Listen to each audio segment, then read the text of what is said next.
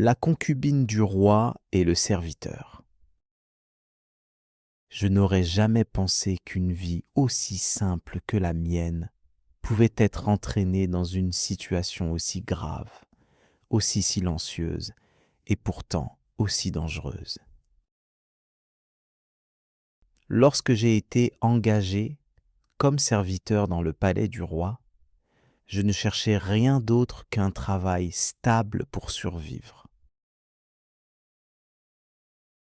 Je n'avais ni ambition particulière, ni espoir de grandeur. J'acceptais ma place avec humilité, en pensant que ma vie resterait toujours discrète, presque invisible aux yeux du monde. Le palais du roi était un endroit impressionnant dès le premier regard. Les murs étaient hauts, les sols brillants, les colonnes parfaitement sculptées. Tout semblait contrôlé, organisé, presque parfait. Mais très vite, j'ai compris que derrière cette beauté extérieure se cachait une atmosphère froide, remplie de silence et de règles strictes. Chaque geste devait être mesuré, chaque parole contrôlée, et chaque regard pouvait être interprété comme une faute. Je passais mes journées à effectuer des tâches simples. Nettoyer les longs couloirs qui semblaient ne jamais finir. Porter des plateaux de nourriture ou transmettre des messages entre les différentes parties du palais. J'étais habitué à être ignoré. Les nobles ne faisaient pas attention à moi, et les autres serviteurs me côtoyaient à peine, car chacun essayait de protéger sa propre place. Au début, je pensais que ma vie resterait toujours ainsi, monotone et sans surprise. Pourtant, au fil du temps, j'ai commencé à ressentir une étrange sensation de solitude, même au milieu de tant de monde. C'était comme si chacun vivait enfermé dans sa propre existence, sans jamais vraiment rencontrer les autres. C'est dans ce contexte que je l'ai rencontrée. La concubine du roi était une femme connue de tous dans le palais, mais rarement approchée. On parlait souvent de sa beauté, de son élégance et de la place importante qu'elle occupait auprès du roi. Pourtant, malgré cette position privilégiée, elle semblait toujours seule. Chaque fois que je la voyais de loin, j'avais l'impression qu'elle portait une tristesse invisible, comme un poids qu'elle ne pouvait partager avec personne. La première fois que je l'ai vue de près, je ne m'y attendais pas du tout. J'avais été envoyé dans une partie du palais où je n'allais presque jamais, une aile réservée aux appartements des concubines. L'air y était plus calme, presque figé, comme si le temps avançait plus lentement dans cet endroit.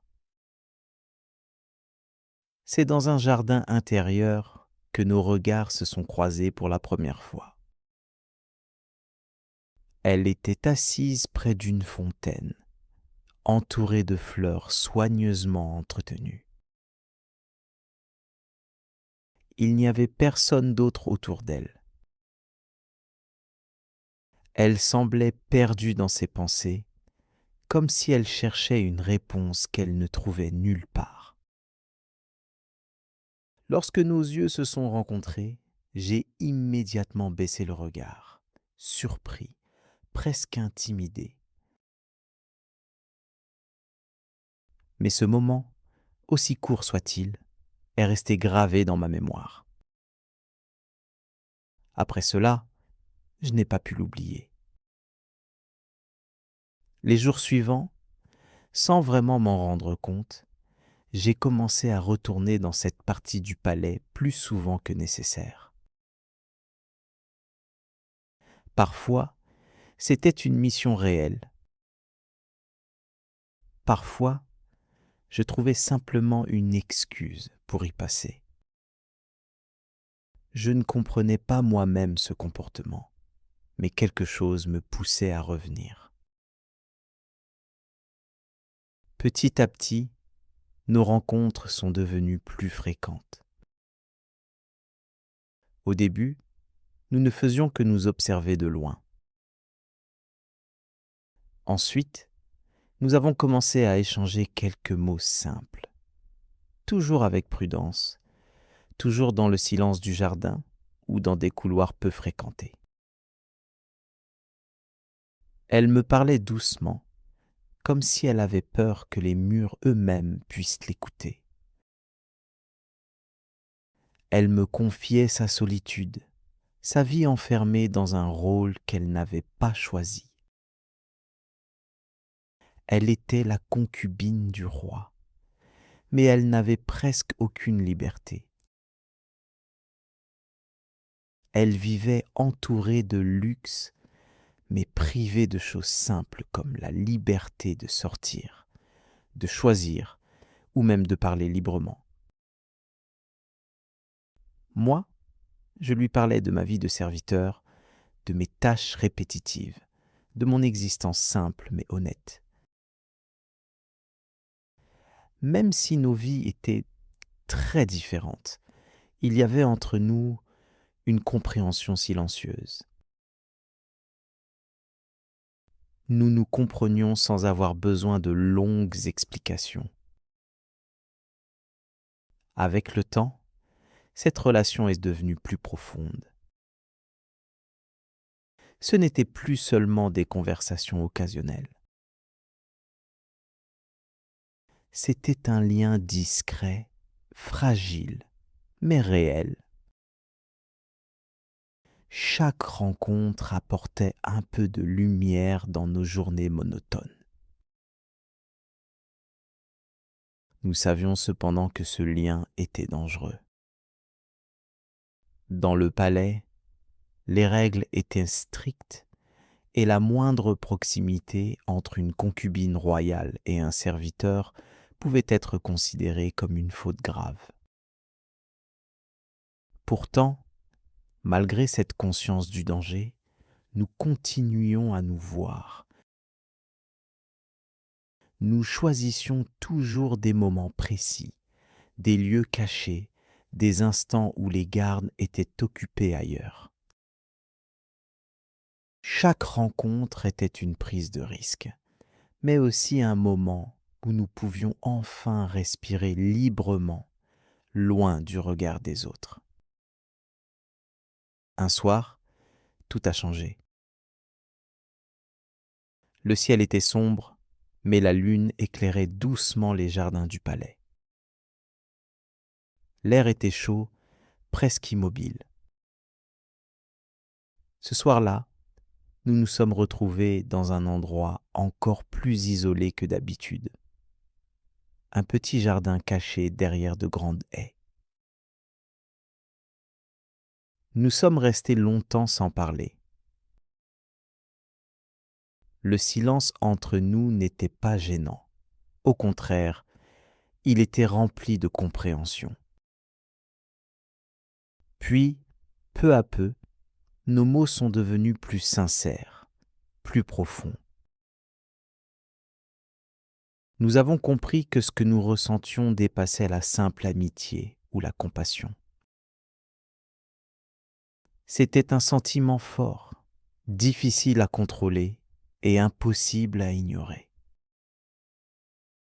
À partir de ce moment, notre relation est devenue encore plus risquée, mais aussi plus importante pour nous.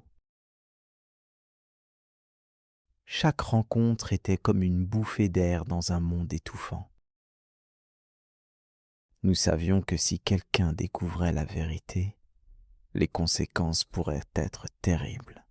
mais nous étions incapables de nous éloigner. Dans un palais royal, rien ne reste caché longtemps. Un jour, des rumeurs ont commencé à circuler. D'abord discrètes, puis de plus en plus insistantes. Quelqu'un avait remarqué nos déplacements, nos regards, nos absences au même moment. Dans un lieu où tout est surveillé, même le plus petit détail devient suspect. Très vite, les regards des autres ont changé. Certains serviteurs m'évitaient, d'autres chuchotaient lorsque je passais. Une tension invisible s'est installée autour de moi, comme une menace silencieuse. Puis, un matin, les gardes sont venus me chercher. Ils n'ont pas expliqué les raisons. Ils m'ont simplement ordonné de les suivre. J'ai traversé les longs couloirs du palais avec le bruit de mes pas résonnant sur le sol froid. Chaque porte que je passais semblait me rapprocher d'un destin que je ne pouvais plus éviter. On m'a conduit dans une salle où le silence était écrasant. Le roi était présent. Son regard était froid, impassible, presque vide d'émotion. À ce moment-là, j'ai compris que tout était terminé. Je n'ai pas pu me défendre. Je n'ai pas pu expliquer ma version. Tout était déjà décidé avant même que je parle. J'ai été accusé d'avoir trahi la confiance du palais, d'avoir franchi une limite interdite, d'avoir osé m'approcher de ce qui ne m'appartenait pas. Quelques jours plus tard, mon sort a été scellé. J'ai été exécuté en secret, loin des regards, comme si mon existence devait disparaître complètement. Même mon nom a été effacé, comme si je n'avais jamais existé. Mais mon histoire ne s'est pas arrêtée avec ma mort. La concubine, elle, a été isolée encore davantage. On l'a enfermée dans une partie encore plus éloignée du palais, coupée presque totalement du monde extérieur. Elle n'avait plus de contact, plus de liberté, plus de voix. Et pourtant, avant que tout ne soit complètement détruit, elle portait déjà en elle une preuve silencieuse de notre relation. Un enfant. Cet enfant est né dans le plus grand secret, loin des regards, loin des rumeurs, loin du roi. Personne ne devait connaître la vérité sur son origine. Il représentait à la fois un souvenir, une preuve et un danger. Je ne sais pas ce qu'est devenu cet enfant. Peut-être a-t-il grandi dans l'ombre sans connaître son véritable passé. Peut-être vivra-t-il toute sa vie avec des questions sans réponse. Mais il restera toujours la trace de cette histoire interdite, née dans le silence du palais. Et parfois, si l'on prête attention au silence des anciens lieux, on pourrait presque croire que cette histoire continue encore, cachée dans les murs, dans les souvenirs et dans les ombres d'un palais qui n'oublie jamais vraiment.